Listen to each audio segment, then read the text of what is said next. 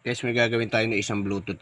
Ayan o. KTS 1090B model. Ayan o. Ang problema nito, napakahina. Ayan. Yun natin. Check yan. Ayan. Ganyan lang siya. Maglagay natin siya sa FM. Halimbawa.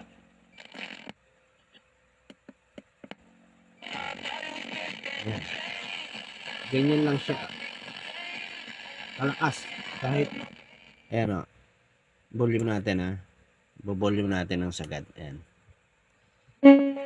Kapag ka isinagad natin ang volume. Ayan.